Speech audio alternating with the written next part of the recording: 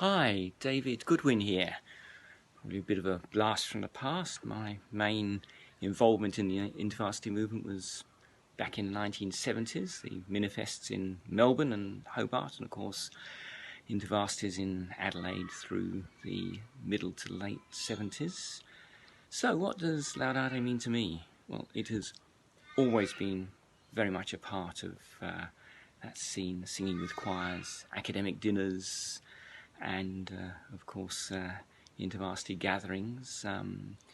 In fact, very recently on March the 8th this year, Margot McLaughlin and I celebrated our 30th wedding anniversary, and of course we did have some old and ancient singing friends join us, and what better thing to do than to whip out a Laudate, which we sang, and I believe it may be the last time Laudate was sung live in Australia. It'd be interesting to know that.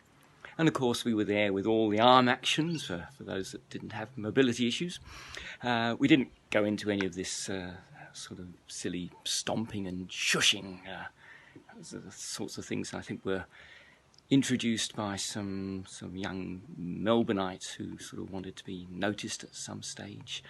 But it was, and of course the InterVarsities that I convened, the big Sydney one in 1975, the Verdi Requiem in the Opera House, and the Some Centenary in 1978. Well, we certainly wouldn't have had any of that shushing and stomping in those days, let's face it. And of course the Some Centenary in 1978, that was the year a young Mark Dolahenty, or Mark Fall Through Your Bum Dolahenty, was the camp convener, and that was certainly where he first made his mark. And that really brings me to the most significant performance of Laudate, which was at Mark's funeral in January last year. Many people came from around Australia who had known him and sung with him over many, many years. He probably attended more InterVarsity festivals and even Baza, who knows. But the service was held in a beautiful church, quite a large church.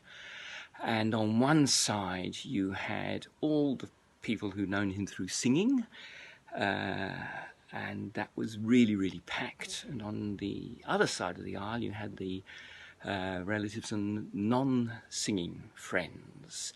And shortly into the service we stood up to sing Laudate, and it was an incredibly moving experience. There was this wall of sound, no doubt for me enhanced by Barb Renison standing behind me, but that's and after it finished there was this incredibly magnificent silence, and of course this was people who'd come together through their love of singing over many, many years, who'd known Mark, and it was just such an incredible way that Laudate has brought people together in shared love of music, love of each other, love of singing, love of InterVarsity.